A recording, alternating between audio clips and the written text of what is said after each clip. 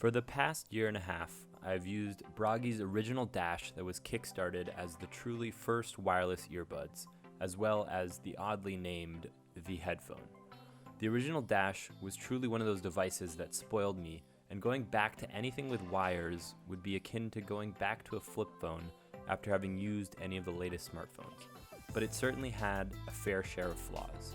Therefore, when the Dash Pro came out, I knew that it would be my next daily driver. I've been testing them for over 2 months now and really appreciate the subtle updates that were made. While big manufacturers like Apple, Samsung, and Bose are coming out with in-ear wireless headphones, there are a lot of budget headphones being launched. Bragi remains unique in that it is one of the few small companies that was Kickstarter funded and actually followed through with a lot of the original promises they made. One of the best features of the Dash was always the shape. It is very ergonomic and fits nicely in the ear. With the fit sleeves, you are able to adapt it to your ear should you require a larger size. The foam tips are quite good for creating a nice seal and come in 3 sizes just like the fit sleeves. Personally, I prefer using the fit sleeves with the screw hack, as I do use the headphones for swimming a lot. The screw molds to your ear canal and creates a perfect seal for swimming purposes. I also find that it creates a richer environment for audio listening with the seal it creates. Check out the description if you're interested in learning how to do the screw hack. The foam tips are not the greatest when they get wet. However, they do provide better passive noise isolation when outside of the water. Another fitment option would be to get a custom tailor fit with the Starkey designed model, but that is considerably more expensive. The design of the earbud has not changed at all. Basically, this was an internal overhaul of the product, which I find to be a good thing.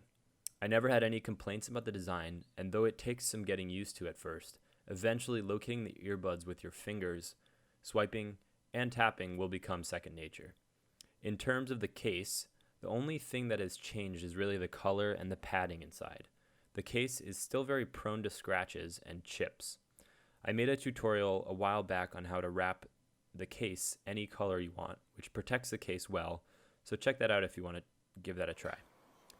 The case is strangely much harder to close and open. The first week, it was a big struggle. It has broken in a bit since, but is nowhere as easy to open as the original Dash case was. I also really wish they had changed the case design, as it is always a two-handed affair to open and remains a bit bulky. Getting into how the earbuds actually perform, the Bluetooth woes have pretty much been fixed. The original Dash had a weak Bluetooth radio that suffered from constant interruptions. It was borderline unusable outside, and you always had to have your phone on the right side of your body, as the right earbud has the Bluetooth module. Those connectivity issues are 99% gone. I've gotten maybe one small cutout here and there, but it is not really enough to annoy me. In terms of the audio quality, it has gotten a healthy boost and provides a much fuller and richer listening experience. I still wish there was an EQ option within the app. However, the overall balance is better than the original Dash. The passive noise cancellation is quite good on these with the right seal, and that's where having the audio transparency is key. Otherwise, you wouldn't really be able to hear much around you. I believe these still remain the best earphones for bike riding with the windscreen feature that blocks out wind noise but lets in external audio, allowing you to ride safely while hearing cars. Phone calls sound great on these, and I've received good feedback from people on the other end, except when there's a high wind on my side.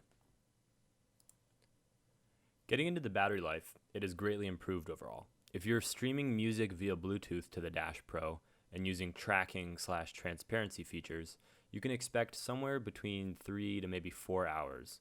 If you're using the internal 4GB flash player, you can definitely get around 5 hours, and sometimes even over that. In terms of new features, I recently did a video of the 3.0 software and the updates it brought to activity tracking and head gestures. Check that out in the top right corner if you're curious on seeing those. And now, I saved the most exciting new update for last. You can now have Amazon Alexa in your ears. For some people that may seem trivial, but for those who have a smart home integration, You can now remotely control your home with your headphones. That's crazy.